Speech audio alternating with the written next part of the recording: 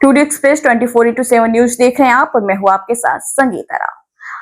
खबर अयोध्या से है, जहां समाजवादी पार्टी के कद्दावर नेता व पूर्व मंत्री आजम खान की रिहाई की खबर से अयोध्या के सपाइयों में खुशी की लहर दौड़ गई है। फैजाबाद कचहरी परिसर में सपा जिला अध्यक्ष पारसनाथ यादव के नेतृत्व में कार्यकर्ताओं और अधिवक्ताओं ने जश्न मनाया। इस दौरान सैकड़ों की संख्या में मौजूद अधिवक्ताओं और कार्यकर्ताओं ने एक दूसरे को मिठाई खिलाई और लड्डू बांटकर खुशी का इजहार किया। मौके पर माहौल पूरी तरह उत्साह और जयकारों से गूंज उठा। सपाइयों ने आजम खान को सपा का मजबूत स्तंभ बताते हुए उनकी रिहाई को लोकतंत्र की जीत करार दिया है। कार्यक्रम में मौजूद अधिवक्ताओं ने कहा है कि आजम खान की रिहाई से पार्टी कार्यकर्ताओं का मनोबल और अधिक मजबूत हुआ है। कैसा माहौल है? अधिवक्तागण बहुत खुश हैं और अधिवक्तागण को खुश होने का एक कारण भी है, लड़ाई तो आखिर इन्होंने ही लड़ी, यही कोड रहा होगा, यही वर्दी रही होगी और इन्होंने जिरह किया और जिरह किया तो न्यायालय ने देखा कि इनके साथ अन्याय हुआ है।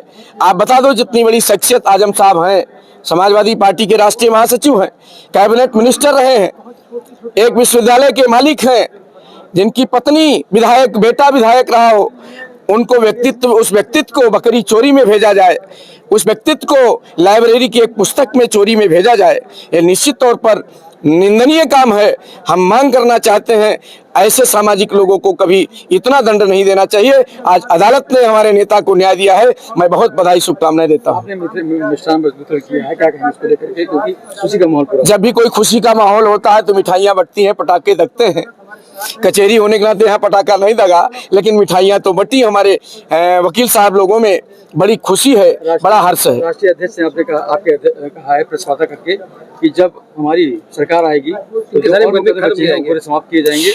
आजम साहब तो सामाजिक व्यक्ति हैं और मिनिस्टर रहे हैं, राष्ट्रीय महासचिव हैं और जिनके समर्थक करोड़ों लोग हैं, वो तो एक बहुत बड़े व्यक्तित्व हैं।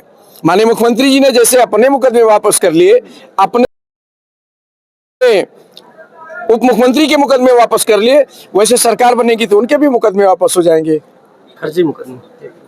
जनपद प्रतापगढ़ के मनिकपुर दुकानों से वसूली को लेकर किन्नरों के दो गुट आपस में टकराते हुए झड़प के बाद दोनों पक्षों ने सड़क पर नग्न प्रदर्शन करने लगे। लगभग 1.5 घंटे तक तांडव मचाया तथा सड़क को भी आवागमन के लिए बाधित कर दिया। इस दौरान पुलिस मूकदर्शक व असहाय बनी रही। प्रयागराज से किन्नर समाज के मुखिया के पहुंचने पर मामला शांत हुआ, तब कहीं जाकर पुलिस दोनों पक्षों को बातचीत के लिए थाने ले गई। मनिकपुर थाना क्षेत्र व नगर के वृद्ध अनारकली की मृत्यु के पश्चात क्षेत्र में किन्नर अनारकली का एक गुट का दूसरा पनीगो निवासी किन्नर रेखा देवी का गुट अलग अलग सक्रिय हो गए। दोनों गुटों में अक्सर टकराहट होती रहती है। मंगलवार को पनीगो को से आई रेखा देवी अपने गुट के साथ मनिकपुर नगर के सभागार चौराहे के पास दुकानों से वसूली करने लगी। लखनऊ के आशियाना सेक्टर एम में 24 सितंबर से 26 अक्टूबर 2025 तक प्रगति महोत्सव का आयोजन किया जाएगा। आशियाना गुरुद्वारे के पास होने वाले एक महोत्सव की जानकारी इवेंट के अध्यक्ष विनोद कुमार सिंह ने प्रेस वार्ता में दी। महोत्सव में स्वदेशी और लोकल उत्पादों को बढ़ावा दिया जाएगा। यहाँ उत्तर प्रदेश और विभिन्न राज्यों के उत्पादन प्रदर्शित किए जाएंगे। इसमें सहारनपुर का फर्नीचर, भदोही की कालीन, बनारसी साड़ी और लहंगे, कानपुर का चमड़े का सामान शामिल है। बता दें कि हस्तशिल्प, इलेक्ट्रॉनिक सामान, घरेलू सामान, निर्मित अचार और पापड़ मसाले भी उपलब्ध रहेंगे। हर इस कार्यक्रम को जो प्रगति इवेंट और प्रगति पर्यावरण संरक्षण ट्रस्ट द्वारा कराया जाता है उसमें आते हैं और जनता तक पहुंचाते हैं। पूर्व वर्षों की तरह जैसा कि 20 सालों से संस्था कार्यक्रम कराती चली आ रही, उसी की एक कड़ी है जो सामाजिक सरोकारों से ये सारे कार्यक्रम जुड़े हुए हैं जो यहाँ पर कराए जाएंगे आपके। इसका नाम है प्रगति महोत्सव 2025, जो 24 सितंबर से प्रारंभ होगा और ये इसकी समाप्ति होगी 26 अक्टूबर 2025 के। इसमें दशहरा और दीपावली दोनों एक साथ कार्यक्रम कराए जा रहे हैं। अभी आपने सुना होगा और बहुत पहले से आप जानते हैं कि संस्था वोकल फॉर लोकल को अपनाने के लिए ये प्रेरित करती है कि जो छोटे बड़े सामान निर्मित होते हैं उनकी बिक्री का एक उचित माध्यम हम यहाँ पर प्रदान करते हैं। और उसी कड़ी की तरह स्वदेशी अपनाओ, आज हमारी सरकारें सारी चीज़ें, हम लोग इसके तरफ प्रयासरत हैं कि स्वदेशी कैसे अपनाया जाए और उसको लोगों तक कैसे पहुंचाया जाए। मान लीजिए जैसे कोई चीज़ सहारनपुर में बन रही है और लखनऊ के लोग खरीदना चाहते हैं तो कैसे खरीदेंगे, राजस्थान की नमकीन है आप कैसे खरीदेंगे। तो उसके लिए एक छत के नीचे सारी चीज़ें ले आई जाती है। भदोही की कारपेट है, आपको कहाँ मिलेगी। तो ये सारी चीज़ें होती है।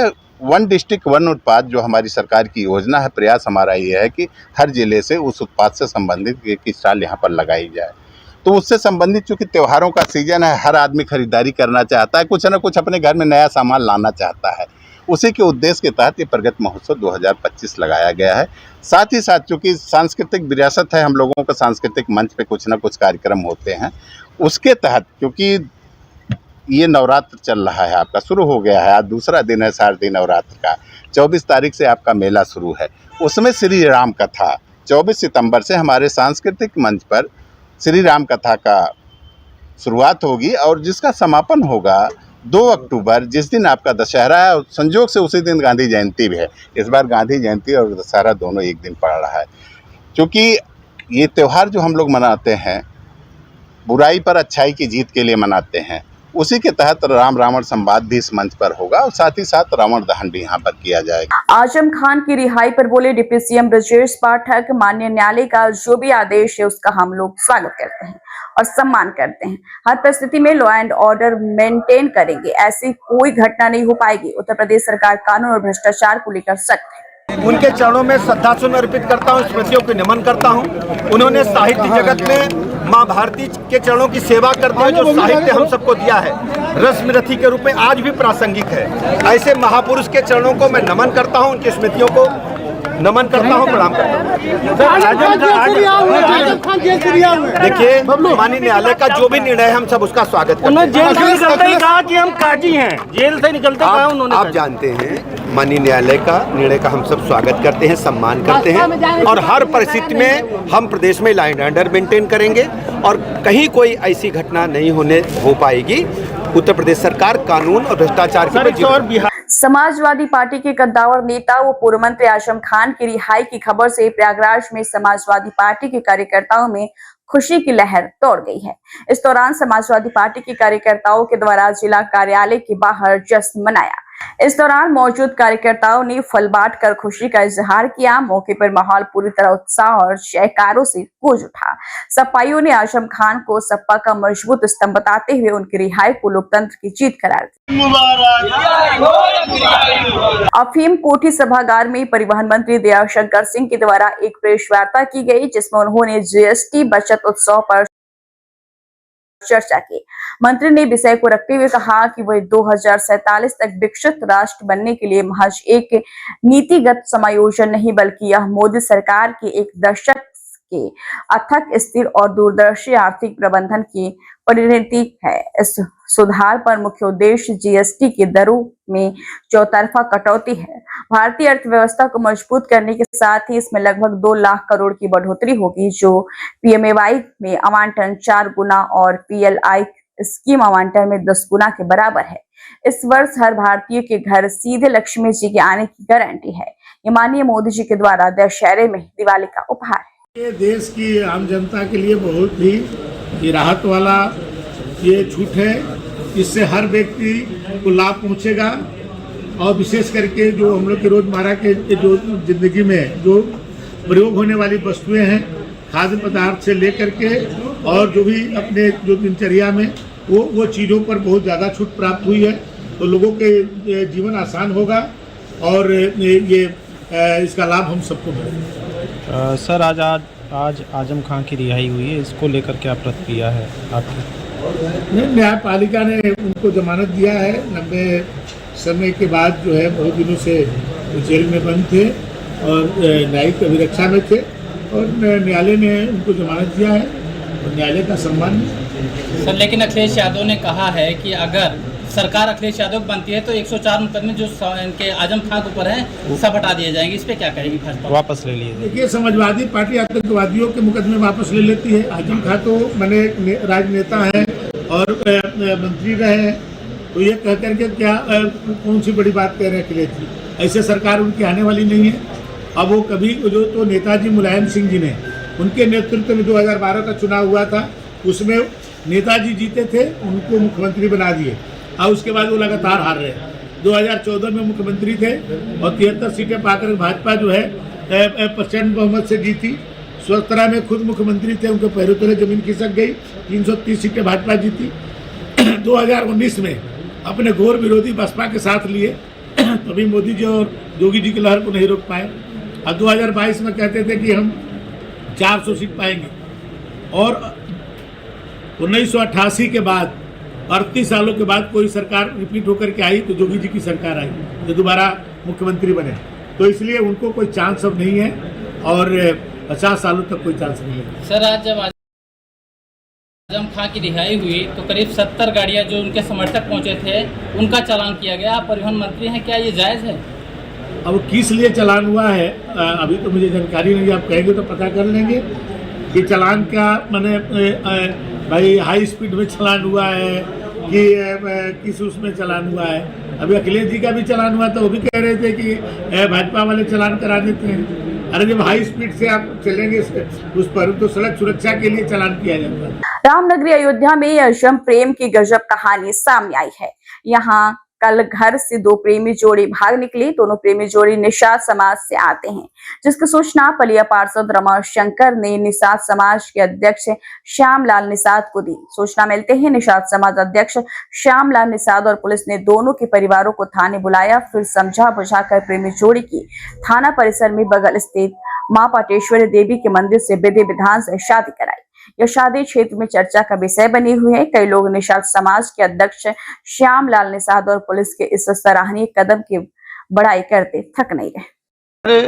पलिया के पार्षद रामाशंकर भाई हैं, इन्होंने हमको बताया कि भैया अपने ही बिरादरी के लड़की लड़का हैं और दोनों थाने में आए हैं, तो हम लोग क्या किया जाए, इनको छुड़ा लिया जाए।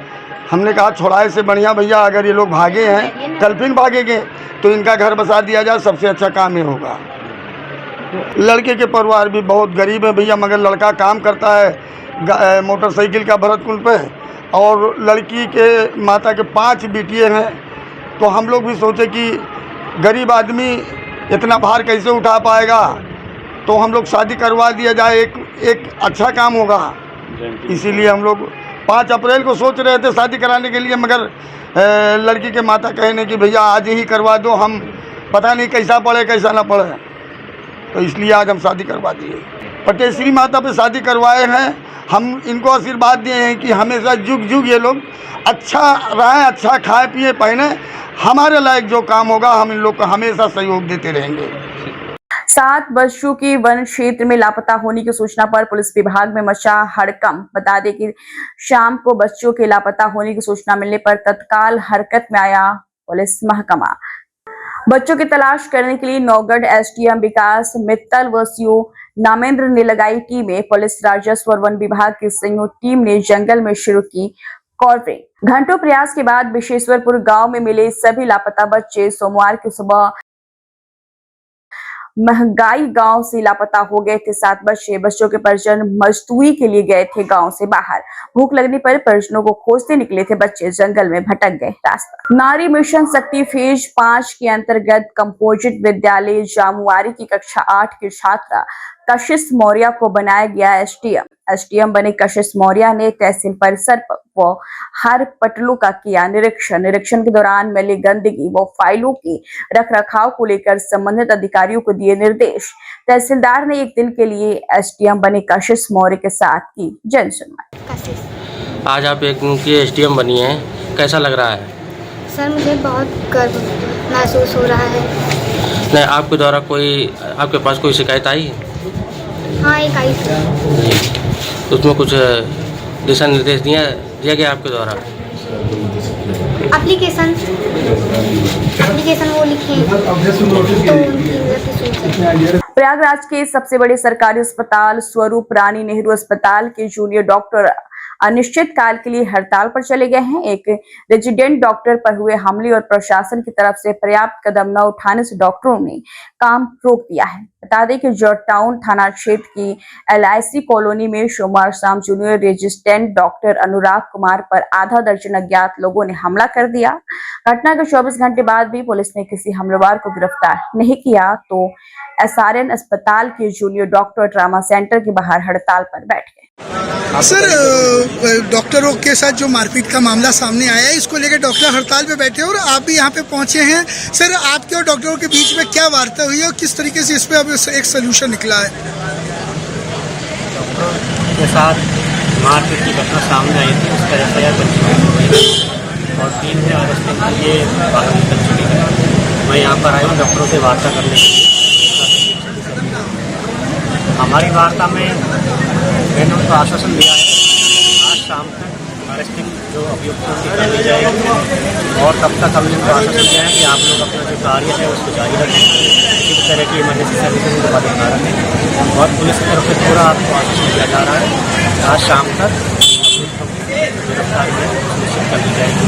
इसलिए हमारी टीम मेरी लगी है, थाना टीम भी लगी हुई है और मैं मिशन ऑफ स्तर से मॉनिटरिंग कर रहा हूँ तो किसी तरीके की कोई नहीं होगी। सर इस पूरी घटना के पीछे क्या तथ्य सामने निकल के आ रहा है? अभी तक सामने यही आ पा रहा है कि जो एक जूनियर रेजिडेंट है उनको घर के नीचे बुलाया गया था, मुझे फालतू से काम था और उनके साथ मारपीट की घटना हुई है, कार्य हुई है। लेकिन इस घटना का जो मोटिव है वो अभी तक खुलकर सामने नहीं आ पाया है। जब अरेस्ट हो जाएगी तो पूछताछ के बाद ही जो असली मोटिव है उसका सामने आ पाएगा और तब तक मैं आश्वासन देता हूँ, डॉक्टर को भी आश्वासन दिया है कि घटना का जो अक्यूज है आज शाम तक अरेस्ट सुनिश्चित किया। सर क्या लगता है सर आपकी बातचीत के बाद स्ट्राइक खत्म होने वाली है? डॉक्टर ने इसका पॉजिटिव हमें रिस्पॉन्स दिया है और उन्होंने भी हमें आश्वासन दिया है कि पुलिस ने उनके द्वारा सहयोग करने का अवसर दिलाया है और कहा है कि उसकी जो अरेस्टिंग है हो जाएगी। तो डॉक्टर जो अपना हड़ताल किया जो यहाँ पर बैठे हुए हैं वो अपना जो नॉर्मल रूटीन है और डॉक्टर ने हमें पूरा पॉजिटिव रिस्पॉन्स दिया। सर मामला सीधा सा है, एक रेजिडेंट जो 8 से 10 साल घर से बाहर रहता है, 100 में से 90% स्ट्रेंथ ऐसी है जो इलाहाबाद की ना होकर के कहीं और बाहर की 24 घंटे ड्यूटी करने के बाद रात को 2 बजे 3 बजे अगर कोई ओला उबर कैब करके अपने घर के लिए जाता है तो उसकी सुरक्षा की जिम्मेदारी कौन ले? एक हमारा मित्र अनुराग गुप्ता जो सर्जरी डिपार्टमेंट में रेजिडेंट है, हरियाणा का रहने वाला है, शाम को 6 बजे परसों शाम को कोई फोन करके उसे बुलाता है कि आपका पार्सल आया हुआ है नीचे।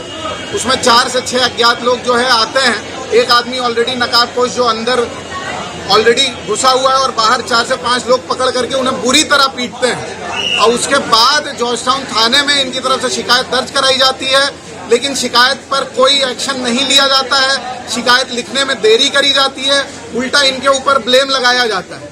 तो हमारी सुरक्षा की जिम्मेदारी कौन लेगा? प्रशासन से क्या मांग है आपकी? प्रशासन से हमारी ये मांग है कि प्रशासन की तरफ से कोई आला अधिकारी आकर हमसे बात करे। कल रात 9 बजे से पूरी रात और आज अभी तक हम लोग बैठे हुए हैं, लेकिन प्रशासन की तरफ से कोई आदमी हमसे बात करने के लिए नहीं आया है। दूसरा फोटो खींचने आ जाते हो, बिल्कुल आज नहीं आ पा रहे हैं। दूसरा, अपराधियों के लिए पुलिस की तरफ से कोई कार्रवाई नहीं हुई, लेकिन हमारे बैचमेट ने जब उनका नंबर ट्रेस करके दिया, उनका नाम पता ट्रेस करके दिया कि वो कहाँ का रहने वाला है, उसके बाद भी आज 3 दिन होने के बाद कोई कार्रवाई नहीं करी गई है। हमारी मांग है कि जो भी अपराधी है उसको पकड़ करके लाया जाए और उचित कार्रवाई करी जाए। परिचय दे दीजिए। मेरा नाम आदर्श है, मैं सर्जरी डिपार्टमेंट में रेजिडेंट हूँ। सर आपके साथ एक घटना हुई है जिसमें आपके साथ मारपीट की गई है, क्या था पूरा मामला और इसमें आपके साथ जो ये मारपीट हुई इसके पीछे का क्या कारण बताया गया है? अननोन नंबर से कॉल आई कि आप पार्सल ले लीजिए। मैं नीचे गया, मुझे कुछ लोगों ने फिर मारा है, गंभीर तरीके से, कुछ छोटे हैं ये गंभीर, उनको सुनाई देने में दिक्कत हो रही है और उसके बाद हमने पुलिस थाने में कुछ चौकी में कंप्लेंट कराई है। FIR 24 घंटे बाद लिखी गई है हमारी और अब तक कोई भी किसी प्रकार की गिरफ्तारी नहीं हुई। मैं किसी भी अपराधी को जानता नहीं हूँ, मैं कोई भी लोन नहीं है, कोई मेरी मनमुटाव भी नहीं है, किसी के साथ किसने मारा है, क्यों मारा है, हमें कोई सर उन्होंने कुछ भी इस विषय में आपको कोई बस उधर आए, मैनेजर पहुंचा, उन्होंने जो मारा है और तुरंत भाग गए। जब मुझे पीछे लेके जा रहे मैं भाग रहा, मुझे भाग के जाने की कोशिश की, अपहरण की भी कोशिश की। जी बिल्कुल, मैं अगर वीडियो देख पीछे भागने की कोशिश कर रहा हूँ, पकड़ के आगे लेकर आ रहे हैं। फिर कुछ वहाँ पे जो रहने वाले लोग थे काउंटर पे, वो लोग आए, उन्होंने आए तो वो लोग भागे टक्के मारे।